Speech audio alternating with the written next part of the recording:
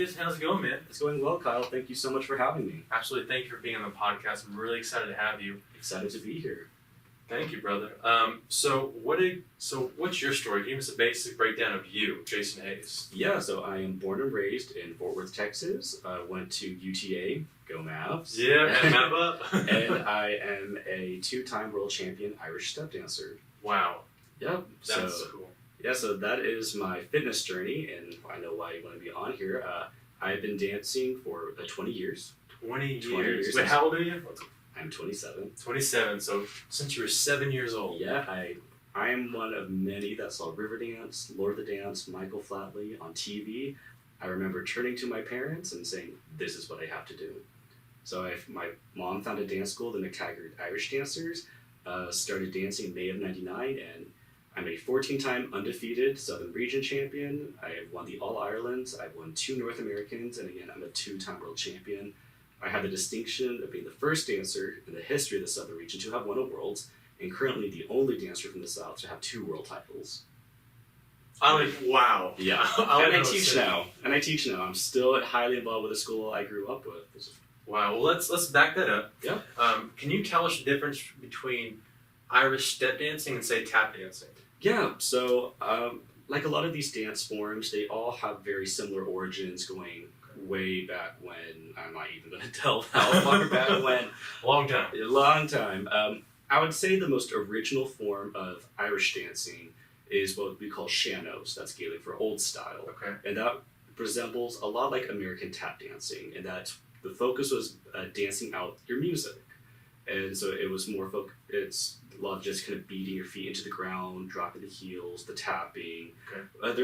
And it wasn't so much the arms straight by your side and legs crossed over willy-nilly. But as time progressed, and there's the introduction of the Irish masters, and these were these gentlemen that really wanted to make Irish dancing look more proper and give it more form and character. Okay. And from some history I've read, they were the ones that introduced the arms by the side, because they wanted to really make their dancing style unique.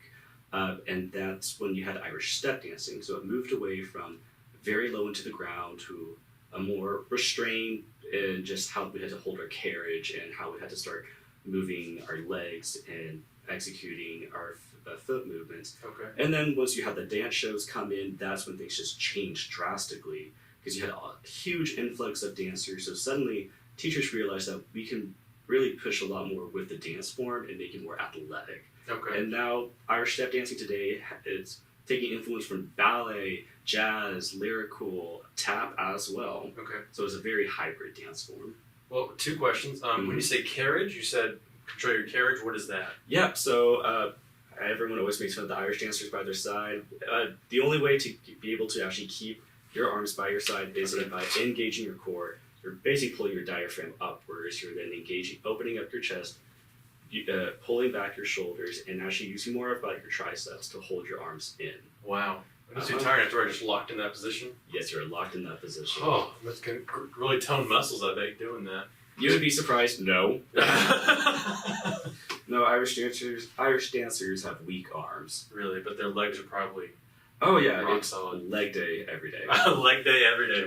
Yeah. I could not be an Irish step dancer then. No, you'd be surprised. Really? I tell people, if you know your left from your right and you can count to 8, you could be an Irish dancer or a dancer. Period. Oh man. Well, have you ever heard of CRD? CRD? Yeah. No. It's called Caucasian Rhythmic Disorder. I've been given a lot of that. I'm not going to argue that. Okay, so going into this, if I'm trying to picture in my head, I'm a listener, is there a movie or something that a lot of people have seen that you can relate back and say, this is Irish step dancing, or something that people can refer to?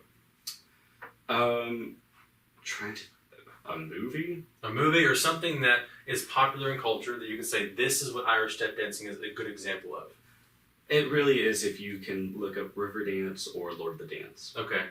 Both choreographed by Michael Flatley. He was able to bring Irish step dancing to an international audience. Riverdance had its first premiere at the Eurovision Song Contest in 1994, and that just, to a huge audience, introduced Irish dancing. And then from there, an entire show was created out of that. Okay. And then Michael Flatley, he wanted to make Irish dancing, in his words, he wanted it to be more like a rock concert, to be sexy, to be exciting, rather than such the traditional.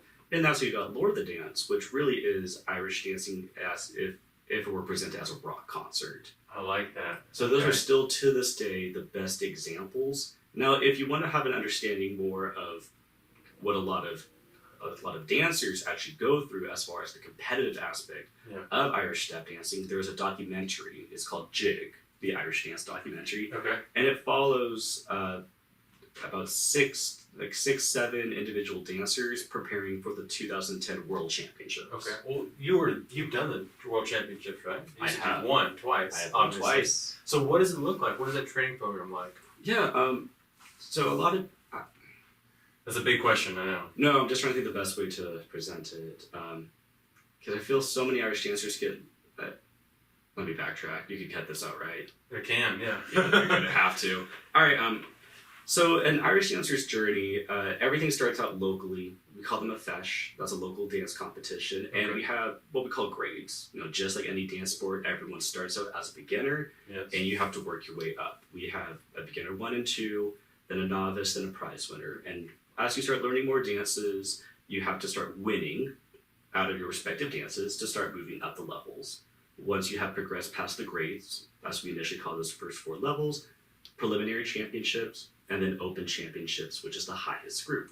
Okay. So these feshes, fesciana, that's the plural form, they happen all over England, Ireland, all over here in the States. Texas is home to at least 8. Really? There's quite a big Irish dance community in Texas. From there, you have your regional championships. Texas is part of the South. That is Texas, and going all the way up to DC. The states are split into 5. Canada is into 2, and we make up North America. For your regionals, you qualify for a North American championship, and normally the top 5 to 10 dancers qualify for a World Championships. Wow. And so from there, then you are open to compete at any international competition you so please. Some countries have a closed-off national championships, or some are just simply open to anybody and everybody to compete. Wow. Mm-hmm. So you're literally, worldwide scale, you are the best. Yes. That is so legit. Thank you. Let's break down a little bit of what did that program look like? Growing up, what was training like? How dedicated were you? And the journey to you becoming where you are today? Yes. I will say from how I started training as an Irish dancer to what I make sure my students go through training now is a very night and day difference. Okay. And I say that because as Irish dancing has become more popular and different dancers have left dancing, gotten an education, and then come back to dancing, or they've been involved with other sports, other physical activities, or just simply education, especially in the pre-med world, they're able to bring back a lot safer practices and a lot more strengthening practices. I can recall training on solid concrete. So that's really, really hard on your ankles and knees. It's absolutely horrible.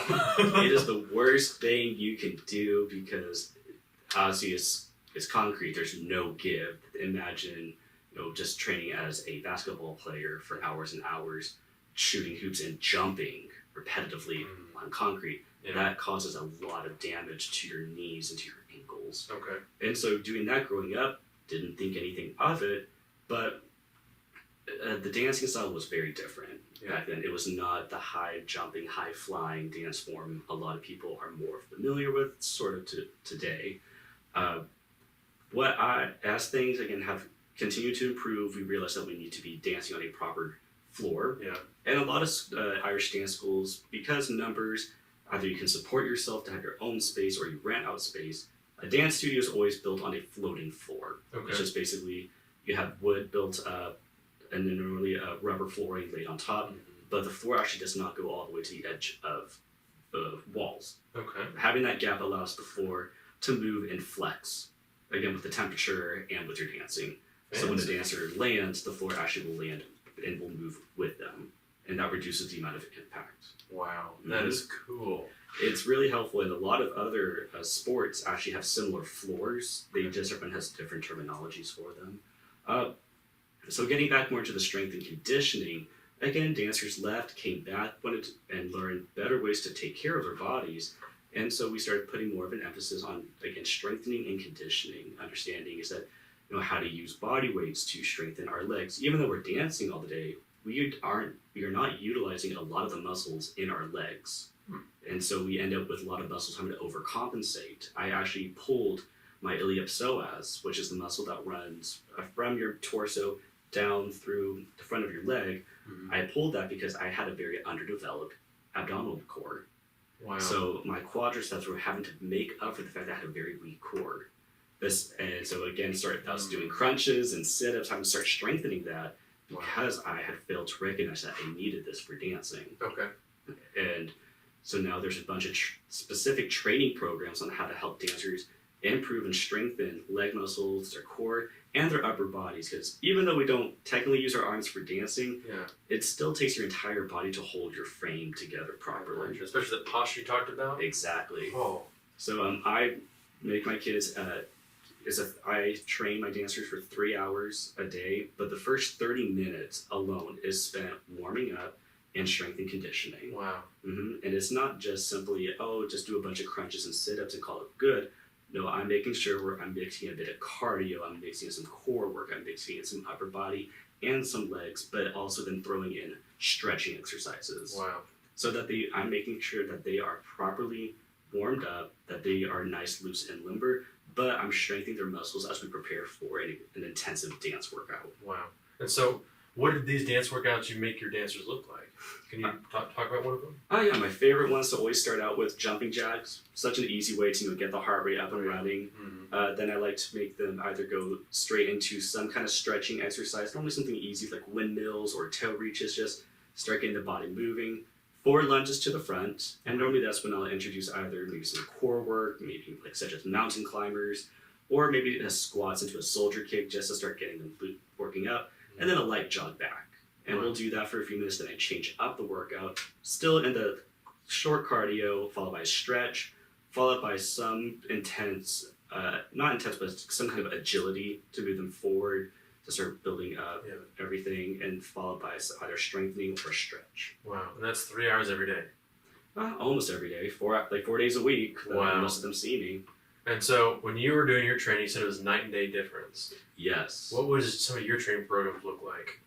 I was just practicing. I was just doing my dance routines. I did not really understand that I needed to be going to a gym or incorporating some kind of workouts to help with my dancing. Yeah. Now, towards the end of my dancing career, I was trying to actively go to a gym, just for personal reasons. I was always very small framed. I mean, dancing's pure cardio. Yeah. So I was nothing was going to stick to me. I could eat like Whataburger day and night, and nothing would stick to me because I'm dancing it all off.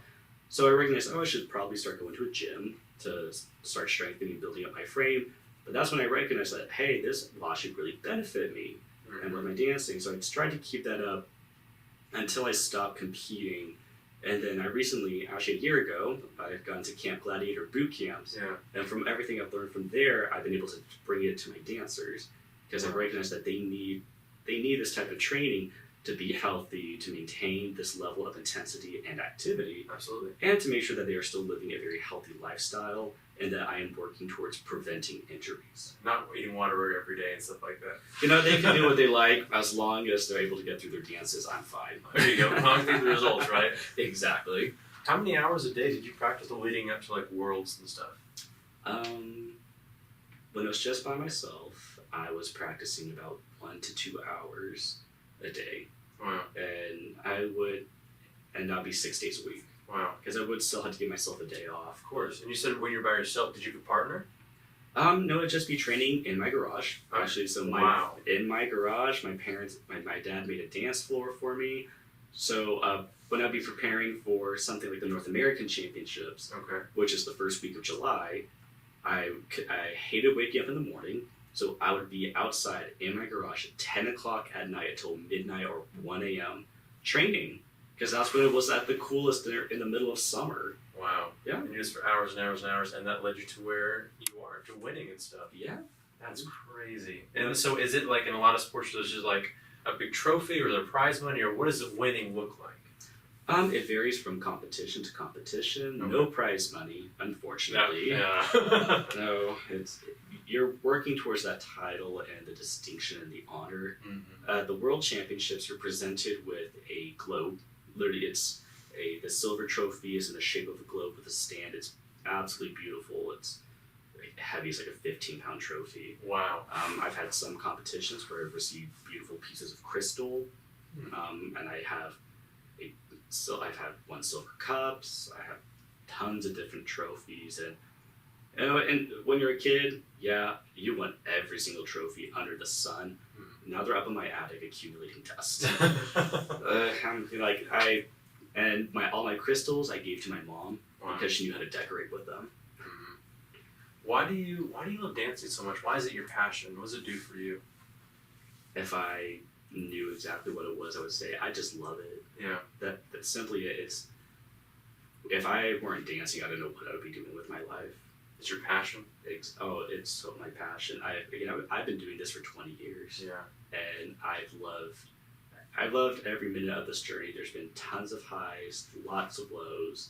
But that's when you're involved with a sport and you become so dedicated and enraptured with it, you just love everything about it. Yeah. Well, I know in personal training and working with a lot of individual clients, training is one thing. There's so much more like mindset. And you said there's been a lot of highs and a lot of lows. Can you talk about, for people listening, when you got that low, when you're like, I don't know about this, I don't know where I'm going to go, how did you pull yourself out of that and use that to push yourself forward? Yeah. So I actually have a story, a great example. It was the 2009 World Championships. I got 7th, which is nothing to be ashamed about. 7th in the world, I mean. 7th, I'm 7th in the world, but I had been on the podium 3 years in a row, and then I got 7th. So I was just angry. I was devastated. I was so upset, and I was a junior in high school, and I thought, for some dancers, it's like they dance through high school, and once college comes out, they're done. For me, I was still on the fence, but still knew I was going to dance through college. But back to my story, I'm 7th in the world, and I was just heartbroken, and I thought maybe I should take a break because never really gave myself a time off. I just trained from one competition to another, to another, to another. Never really just kind of stopping to let myself heal or just take care of myself. And I was thinking, maybe I just should stop and take a break and really reconsider what my path is looking like in the dance world. Because anybody that can tell you, once you're at the top, the only place you can go is down. And it's hard to deal with that. It's like, am I always going to be amazing? And when you realize that, no, failure comes in many different shapes and forms, in good and bad reasons, is, how do you accept that about yourself, but how do you use that to empower yourself? So I had my pity party for about a week, and then I was like, I can't stop. I can't give myself a break, because then to me, that's me letting myself down and like getting into these negative emotions that won't help me. So I started training for the North Americans. I got 2nd that year. I was actually in 1st place going to the last round. So kind of took something that to me was so devastating and used it to empower myself and encourage myself to then come back and still get top 2 in North America. Wow. So I tell people all the time about getting motivated. You just got to do it. Like, you're not going to feel it, just do it. Yes. You're saying that's what you do. You just got up and said, I'm just going to do it. I don't feel like it, but I'll make myself do it. Exactly. It's you just you can tell yourself you're either going to wallow in your self-pity. I like that word. It's just like you're gonna just wallow. It's like, oh, poor pitiful me. Like, everyone's out to get me. But you don't learn anything from that. You don't become a better person from that. Or you can say, I want to accomplish something. I want to do something with the skills I have and really make something of it. And I'm also incredibly competitive, so there's that drive. I want to go to win. It's like, I want to be the best I can possibly be, and I'm going to do anything and everything that it takes to be the best. No matter what. No matter what. Wow. You've been at the height of this world. How do you stay humble and still work with people that are just starting the sport? It's a lot of learning lessons. You can think you are top. You can think you are the top stuff, top notch, and reality has a way of biting you in the butt. So I've gone from those where didn't train for a competition the way I should have, thought I was great, and completely embarrassed myself. My dancing wasn't good, and it showed in the placement, or just you say something, then of course it just takes one person to misunderstand you, and suddenly you're having to explain to your mom, it's like, no, I didn't mean that when I said that. But I was always surrounded by a lot of friends who would give me a hard time if I got too big in the head. And my parents definitely taught me and helped me understand, how to be humble and be a gracious loser, a gracious winner, but how to present yourself as a role model. It's, and kind of getting back to it, if I ever had a bad placement, I could cry and be upset to my mom or to my friends in private.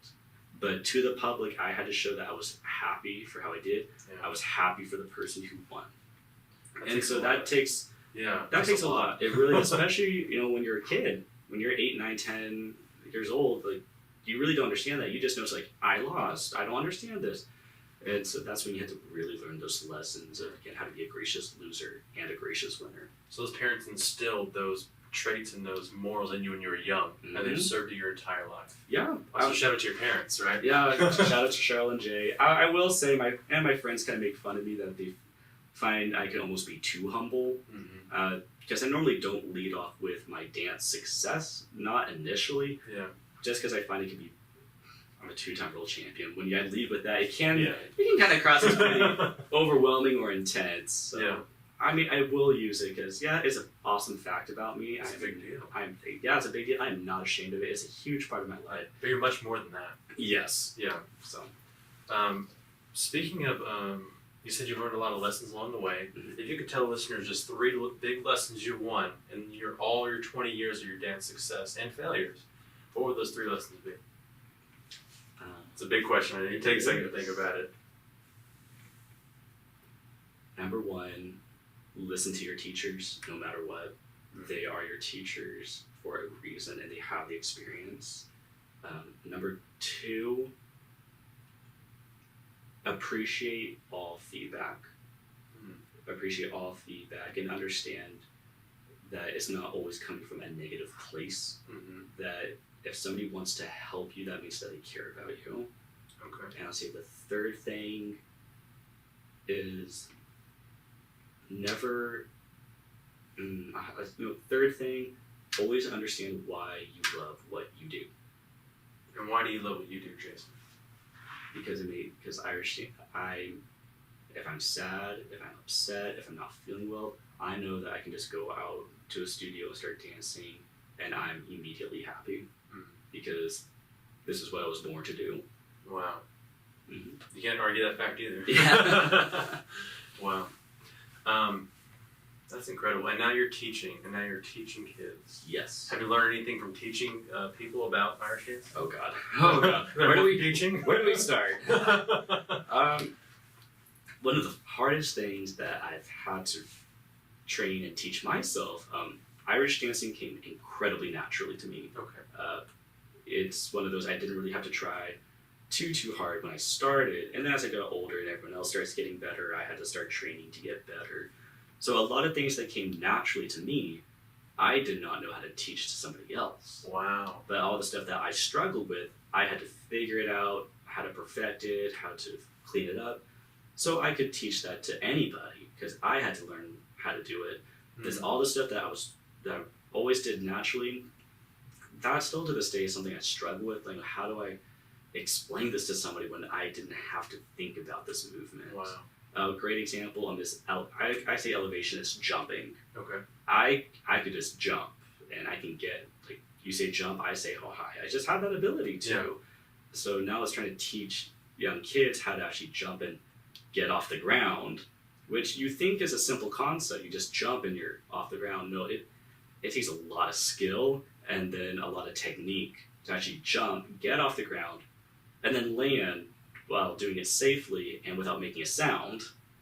Oh man. So there's more there's more stuff that goes into it. Yeah. So small stuff like that, but again, stuff I excelled at because I struggled with like timing and rhythm with my dancing. Mm-hmm. I know how to teach that to anybody because I had to develop the ear to correct myself. Wow. How do you go about taking something? How do you do that? Take something that's natural to you and teach it to somebody else. Do you just practice until you figure it out? Yep, practice.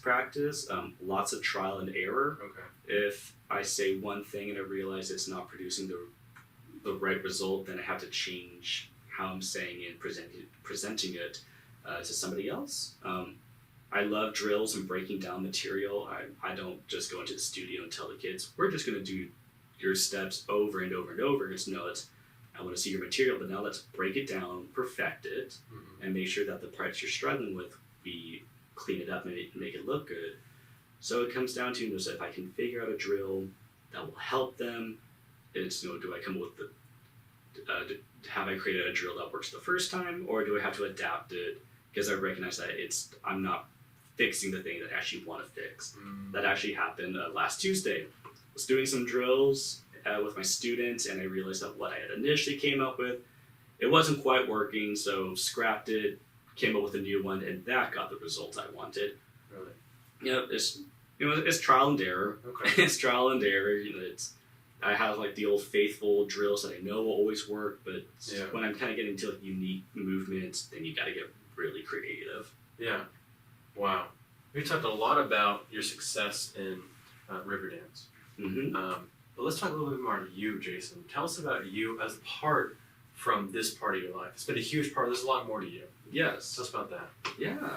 So again, born and raised in Fort Worth. I was in public school until 6th grade, where if I missed one more day of school, I would have had to repeat the entire 6th grade. Wow. Yes. All because of dance. So I was homeschooled from 7th grade up until 12th. I graduated high school not knowing what I was doing. TCC for 2 years, then I ended up at UTA. Where I met you. Yeah. Do you remember that class? Was communications class something? Some communications class. Most of UTA is a blur at this point. But yeah. Sorry to interrupt. Continue. Yeah, and so I've joined fraternity Beta Theta Pi. Shout out. Yeah. Worked as to be like full-time college student and working part-time. I worked at the Apple Store. I worked at Vineyard Vines. I not too long ago was at a startup working into telecommunications and consulting. Oh. Now I work at the Fort Worth Chamber of Commerce. I work out 4 to 5 days a week. At Camp Gladiator? Yeah, Camp Gladiator, and I have a gym membership on top of that. Oh, you're serious. Yes, very serious. And that's really it about me. Okay. Well, where do you see the future going? My goals for the future, still stay teaching with the McTaggart Irish Dancers, get my adjudicating license. Okay. In a few years. Adjudicating license? Yeah, so I can actually start judging competitions. Oh, okay. Nice. That's a lot of fun, because then people pay me to fly to where their competitions are held. Oh, that's cool. And if I play my cards right, I could be looking at free international trips. No, that's just cool. Ireland, England, Australia. Yeah, I have a bucket list, and I'm going to make sure I fill out that bucket list. And if someone else can pay for it, it's even better. Exactly. And outside of the Irish dance world, either CEO or president of a company or mayor of Fort Worth. Wow, those are some audacious goals. Mm-hmm. I like it. I am born and raised in Fort Worth. This is my hometown. I don't see the point of leaving. And just with my position at the Chamber of Commerce, I've met a lot of amazing people and a lot of CEOs, presidents, a lot of influential people, and a lot of elected officials. And I've seen the changes that they're able to make and the things they're able to do. Wow. And I want to be able to do that. You said you worked for a startup too. Yes. So is entrepreneurship in your blood? Is that something you want to pursue? No, not at all. Why is that? Entrepreneurship, that takes such a unique type of person, and I have so much admiration for people that love entrepreneurship and the startup world. It is very difficult, and it was a lot of stress. Yeah. I want to be the investor that's able to give you money to make your startup a success. Okay. because again, entrepreneurs, they are something amazing. Mm-hmm. And actually, Dallas-Fort Worth is one of the best places in the nation to be a startup in or to be an entrepreneur. We had better resources, our cost of living we still cannot beat, and there's just a lot of investors and resources in this area that helps a lot of startups be successful. Wow, that's just cool. I didn't think about that. I'm sure that's very true though. Oh yeah. And so you learned a lesson with the startup, and then you went to Chambers of and Commerce. I learned a lot. Yep, and now I work for the Chamber of Commerce. Wow, and you get to meet, and if you really want to be a CEO, you have the perfect opportunity because you're meeting so many different types of people and networking, building communications. Yeah. Did this fall into your lap, or you were like, I need to be there? Yeah, it fell into my lap. I was job hunting, and through a good friend of mine, he introduced me to my now boss, saying that she was looking for somebody to fill a position. I was looking for a job, and he was like, "Oh, you should talk to Jason Hayes. He's looking for a position." And my now boss, Beth Pulliam, was like, "I know him." She reached out to me, and we got coffee, talked about the role, and she encouraged me to put in my application. I did, and a couple weeks later, I got hired. Here we are today. Yeah. And how long have you been there? 4 months. Oh, this is still brand new. Still very brand new. Wow. And tell us a little bit more about what you do there. Yep, so I work in the Investor Relations Department. Okay. The Chamber of Commerce is a 501c6. It's a nonprofit that gets money through membership fees. Mm-hmm. My position is I make sure at the end of the day everyone is paying their membership fees, sure that our members are, again, paying their dues on time, but they are also getting all the benefits that their membership tiers allot. And I also tell all of our members, what are your goals? What does success look like for you?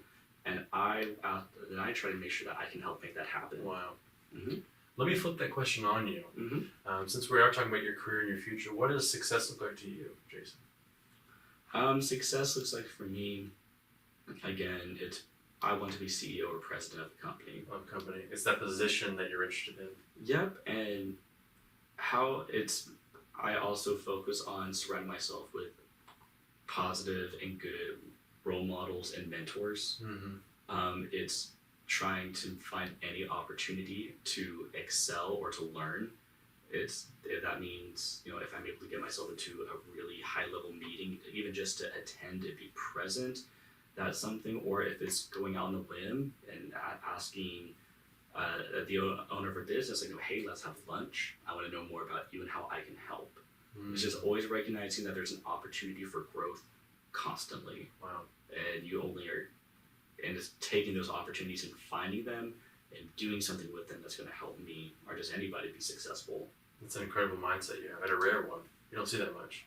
I hear that a lot, which I guess to me that surprises me because that's just how I operate. So I kind of assume a lot of other people are like that. Not really. Wow.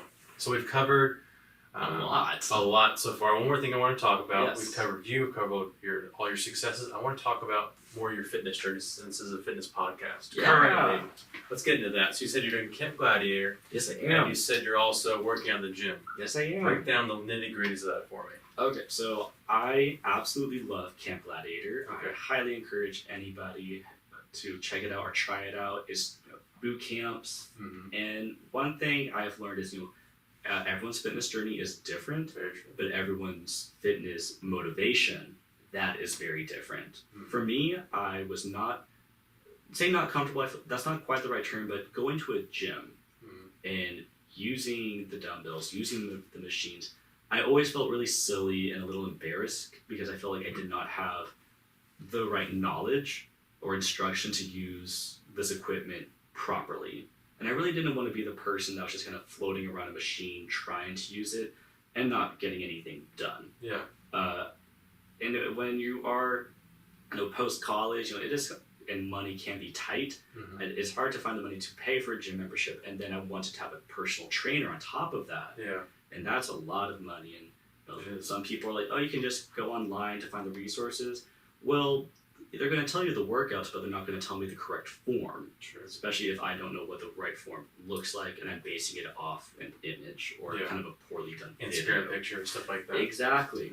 So I signed up for Camp Gladiator last year through their birthday sale, and it was exactly what I needed. It's a group dynamic, and for the competitive types, myself, there's definitely always a group of people that like to be like going the hardest, finishing first, pushing each other. But I love that I have an amazing trainer. Shout out to Josh Johnson. Okay.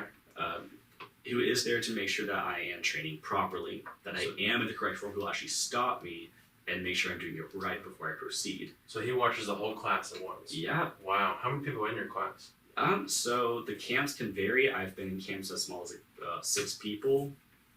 Yeah. That's careful, don't be knocking things over. That was me. Yep, I've been in camps as small as 6 people, and I've been in camps with 100 people. Wow. And it's awesome. And the trainers for Camp Gladiator, they're fantastic people, and definitely the focus is just, what does feeling and looking better look like for you individually, and they work to help make your goals happen. Wow. So all my trainers, because I don't just go to Josh, I go to 2 other trainers on top of weekly, and it's just fun. They all have different things they like to work out doing, things they enjoy doing the most, so every workout's unique. Wow. Which is great. Then you said you're also getting into the gym on your own, so you've overcome the fear of looking silly? Yes, yep. So I've been doing CG for a year now, and I've now hit the point because CG is so endurance, cardio, strength focused, which is awesome. But I'm now at the position, I'm like, I know how to work out, I know how to train. I've started monitoring my diet, my sleeping, to really get myself into a great shape that I now want to do more. I want to start adding more muscle to my frame. So I got a $10 gym membership down at Planet Fitness because it works for my budget. Yeah. But since CG still is my main workout, having that gym available to me is awesome because I can start going there and focus on how I can start building out my frame. Absolutely. And actually taking the time to focus on doing that. Like filling out and getting a little more muscular? Yeah, getting a lot more muscular because I'm in a body frame with. I'm very lean to begin with, and again with dancing and with CG, I'm doing still a lot of cardio endurance. So it's like now how can I actually build myself to add mass versus all the strength and conditioning done. Absolutely, it's gonna have a high caloric intake for sure. That's the hard part, but good thing for optimum nutrition, protein powder. Absolutely, you take a lot of protein shakes, don't you? Oh, a lot of protein shakes, and maybe the occasional candy bar at my desk. Oh, absolutely. Hey. Well, that's actually granola bars. It's actually granola bars. Wink, wink. The fruit snacks are the best. Oh, they are. But then I read the label. Some of them are good. Some of them, like, man, I gotta buy the fruit snack. That's crazy. Yes. And you stay around nutrition, and man, you just seem to be doing really well in life, progressing well, loving it. It's Irish dancing taught me just how to have a good work ethic, but how to take care of my body. Yeah. And that was recognizing what I was eating, what I was drinking, really making sure that I was always staying hydrated, and just have proper rest and recovery. If I was injured, taking the time to let myself heal. Yeah. It was stretching after and before workouts to make sure that I wasn't going to pull any muscle. So that mentality has always stayed with me, and fitness is such a huge part of my life. I like to stay in shape. I love the feeling of working out. Yeah. I love those endorphins. But I like looking in the mirror and just seeing my progress, because I could say it's been a year since I've really taken a hold of my fitness journey, and I'm now seeing the results. But it's been a year, and that was hard in the beginning to be like, I've done 20 crunches. Why don't I have abs? And Patience is a hard thing. It's a very hard overnight. Exactly, it's such a hard thing, but it's awesome now seeing what a year of progress has done. And now that's motivating me to just be like, all right, what will another year of progress look like now that I'm adding in going to a gym and I'm really taking a hold of my diet and my sleeping habit behavior to really make sure that I'm doing everything to the best I can, that I'm really making sure that I'm setting myself up better for success. Absolutely. I know what you mean. Tell my clients to come to me and say, why can't I lose 20 pounds in 5 days? I'm like, because one, you would kill yourself. Yes. And two, it's not how the body works. You didn't get here overnight. You're not going to get the results overnight. That's just how it works. So for anyone who's interested in learning about Irish step dancing, where should they go? What should they look up? And how should they get started? Yes. So I'll say for anybody that is in the Dallas-Fort Worth Metroplex, please look up my dance school, McTaggart Irish Dancers of North Texas. Our website is danceirish.org. Or if you are listening nationally, just type in your city and Irish dance, and you'd be surprised by the number of schools in the area. Obviously, like places that have a big Irish population, Boston, New York, Philadelphia, Chicago. There's plenty of schools to join. But there's also schools all the way out in Seattle, Los Angeles, Kansas City, Orlando, actually even way out in like Idaho and the Dakotas, there's schools. Wow, they're everywhere. They're everywhere. So I just say, type in your city, type in Irish dance, and who knows, there might be a school just right down the street from you. Wow, and if they want to get in contact with you, Jason, what's the best way to reach you? Again, you can find me at danceirish.org. I'm also available on Facebook, LinkedIn, and Instagram at Jason M. Hayes. Or feel free to shoot me an email, jasonhayes91@gmail.com. Nice, okay. Ask you some questions, find out how you did it, which we just talked about, but still. Yeah, totally. Awesome. Well, thank you for being on the podcast today, Jason. Anything else you wanted to share with the listeners before I jump off? Just go do great things. I like it. All right. Thanks, Jason. Thank you, Kyle.